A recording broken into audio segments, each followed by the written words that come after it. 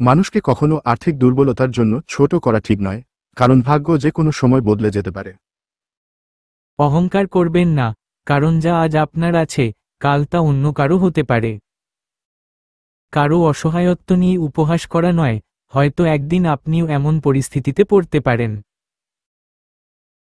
যা নিজে পেতে ভালোবাসেন, অন্যকে তা দেওয়ার চেষ্টা করুন।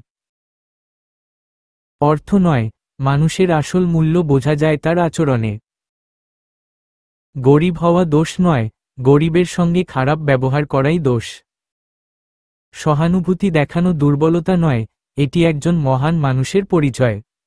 আপনার একটি সাহায্য হয়তো কারো জীবনে আলোর দিশা হতে পারে।